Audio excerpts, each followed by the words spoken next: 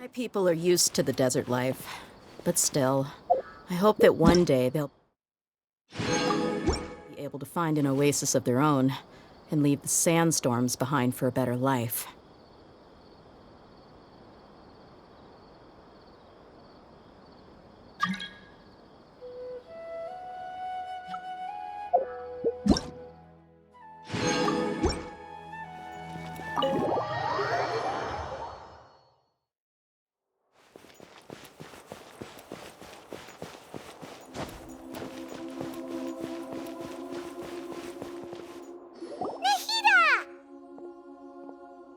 Hello, Traveler and Paimon.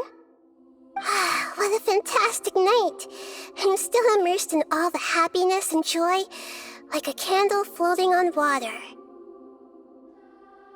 So are we, and that's why we're here to talk with you. Is there anything you want to know?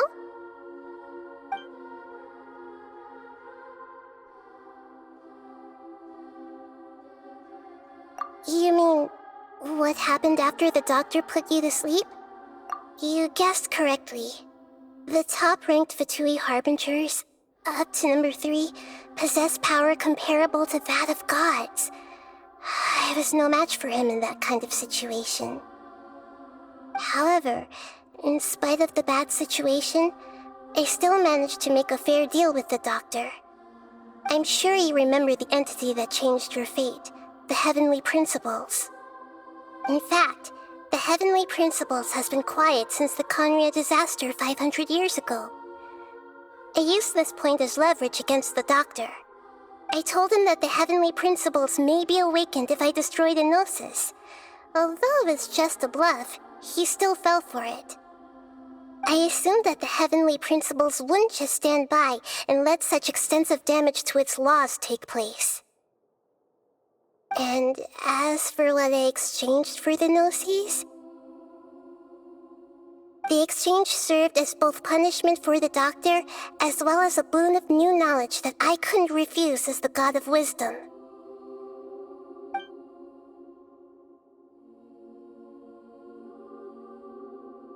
After recent events, the Akasha can no longer function as it used to.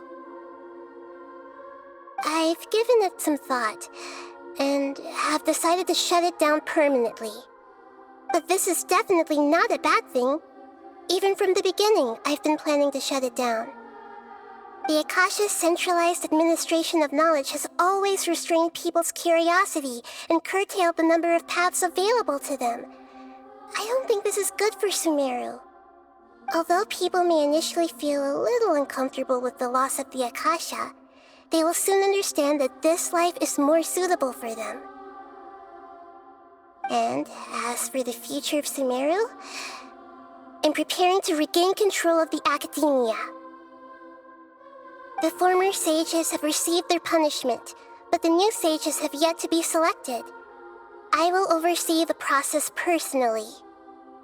I hope that the new 6 great sages will be more focused on academics. Sumeru needs such leaders more than ever. The other big issue is the people of King Deshret. All the residents of the desert, in fact. They have been mistreated for far too long. I've already taken some measures to address this. It will take some time to rebuild everything, but no matter if it's culture, friendship, or trust, we will rebuild it.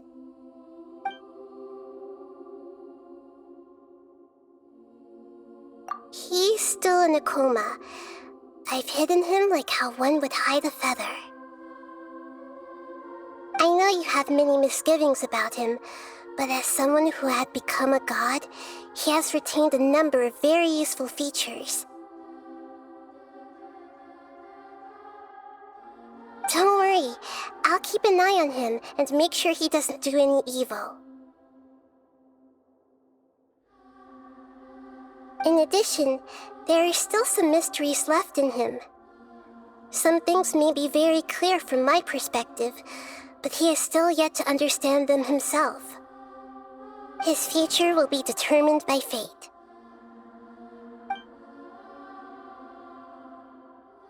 Is that where you're headed next? Fontaine, the Nation of Justice?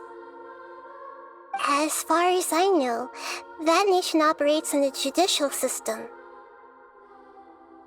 Does their Archon personally judge people?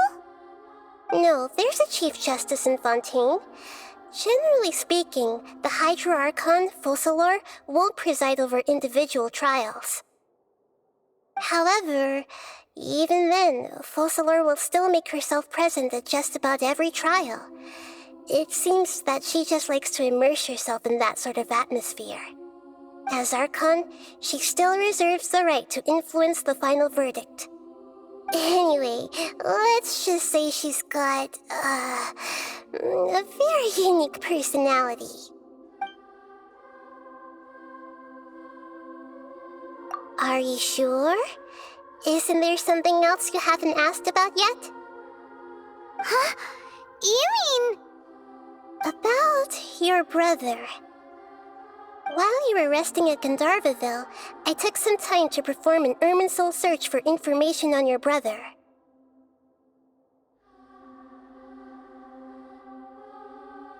Yeah, isn't Irminsul a repository for all the information and memories of Tevat? So there shouldn't be anything on her or her brother.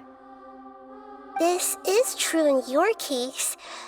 Irminsul indeed does not have any information on you. However, there must be something different about your brother, because as it turns out, the world has recorded information on him after all. What? There's only one possible explanation. He belongs to this world.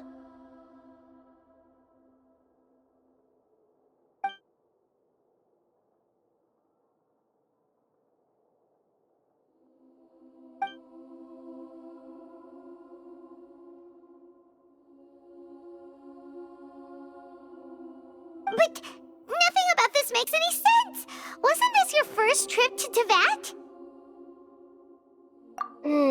According to the records I was able to access, your sibling suddenly appeared in Conria. After the Conria disaster, he began his journey through the 7 nations of Tevat. But just as his journey was about to reach its conclusion, the Irminsul records on him suddenly become fuzzy. What do you mean, fuzzy? Did something happen to him? All I know for sure is that somebody, for reasons only they can know, is deliberately obfuscating his fate.